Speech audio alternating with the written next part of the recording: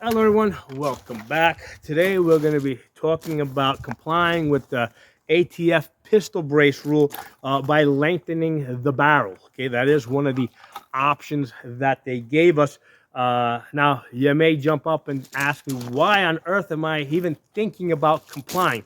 Well, let me remind you all that we were complying when we put the brace on here in the first place, okay? Now, you might say, hey, the only reason why you have a brace is because that's how the gun was sold to you, and then when you got home, you changed it to something else, and that's not an issue because, you shoot on private property, and that's, I'm totally cool with that, right? I'm not the police, right? I'm not the ATF. If you feel that you can not comply or you can resist and get away with it, I personally don't have an issue with it, okay? However, that's not an option for a lot of us, okay? I am a gun instructor. I travel around training people, okay? So my guns are seen, okay? So my guns need to be in compliance. I also do training videos. Again, my guns are seen, so I need to be in compliance, okay? So people have different reasons. People have a lot of different reasons why they may comply or they may not comply, and I am not here to judge you. I'm just going to give you what I think is the easiest way to comply that kind of keeps all of your options open because, as many of you guys already know, there's, I think, at least 6 lawsuits out there against the ATF. There's a good chance that at least one of them is going to be successful. Okay, we have not been successful in getting an injunction yet from stopping the ATF from enforcing their pistol brace rule. I'm hopeful. However, there's only about 50 days left until they start enforcing it, and I need a backup option. I need to, for one example, I have recommended. I have for the last, I don't know, 10 years or so. I've been recommending these AR pistols to women, all right, because they're not front heavy, and this is a very easy gun for women to shoot. So there's lots of women out there, lots of soccer moms that have purchased these AR pistols on my recommendation, and I need to give them a legal and legitimate answer, right? I can't just tell them to go fight the government, okay? So I don't want to tell them to register, because if they register, first of all, that's a one-way trip to becoming an SBR, okay? So once this becomes an SBR, it is now subject to SBR rules. You can't transport it across state lines unless you get government permission first. So I don't want to go that route. I think most people don't want to go that route. A lot of people have said that it's an ATF trap. I don't know, maybe, but regardless, I do not want to register. I do not want to be subject to SBR rules, okay? So other options that they gave us is surrender or destroy. I don't want to do that either. So the easiest option that they gave us, right, for compliance is to lengthen the barrel, okay? So really easy. And I'm going to demonstrate how easy that is, okay? So first of all, before we even get into that, I want to show you guys 2 other uppers I have here, right? So there's a 16-inch upper. This is a 16-inch upper, and these do not have a dedicated lower. Okay, these 2 over here share this lower because most of the time when I'm shooting, I like shooting with this optic over here. This is the Holosun 510C.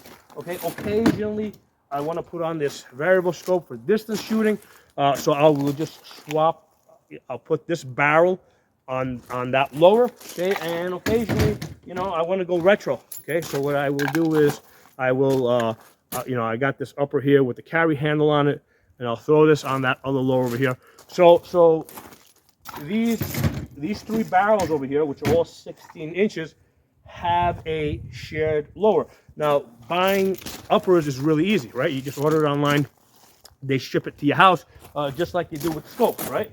So ordering uppers, right, which come complete with the barrel, usually charging handle, that gets shipped to your house, right? It doesn't have a serial number.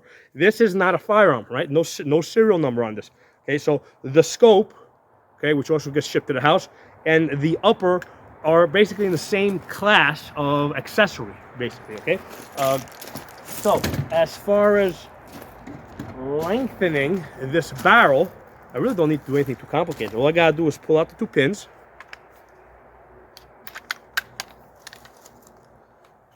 Okay, this now goes in the back of the safe somewhere. Okay, and I've got all these other uppers here that I was able to get on sale, right? Because basically, anytime they're running a sale on uppers, I'm buying more uppers, right? Because uppers are nice because you can put lots of different scopes on them, right? So usually I buy uppers because I just got a new scope and I want someplace to put the scope.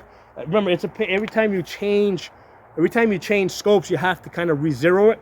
So I'd rather not have to re-zero it. So that's why I prefer to have an upper for every scope. And then, you know, I don't need to concern myself with getting a lower because the lower can be shared. And getting lowers is a pain in the ass because has to be shipped to an FFL. You gotta go through the background check. I hate going through background checks, even though I can pass them. I don't like the very idea of asking for government to approve of me. So I generally try to avoid the background checks as much as possible. That's one of the reasons why I like building guns. I like building, you know, receivers, right? Like, you know, and frames, so I can avoid having to ask the government to approve me. But anyway, going back to this basically what I just did is I lengthened this braced lower to make this now compliant with the ATF, okay? And it's really easy. All you gotta do is just pull out the 2 pins. That is how easy it is to lengthen the barrel, okay? So maybe I want to go this way. All right, there we go. All right, now I'm all retro with iron sights, okay? So that's how easy it is to lengthen the barrel, okay? So again, a lot of you guys might kind of get stuck with this idea, well, what about this? Well, what about it? It's not a firearm, okay? This is just a barrel, you know? This goes in the back of the safe, and now I'm in the position where I can wait and see what happens in the court system. If I see that the lawsuits are not successful, down the road I might consider buying a lower or building a lower to make this upper compliant, or I may decide to just never shoot this again. Okay, this can go in the back of the safe.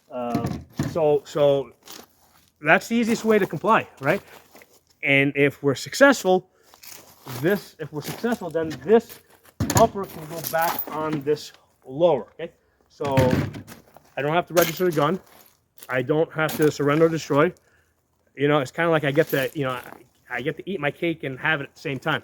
So some for you guys to consider. I think that this is the easiest way to comply. Keeps all your options open, assuming that your mentality is the same as mine, where registration is 100% completely off the table. So let me know what you guys think. If you got any ideas, let me know. I will talk to you all soon.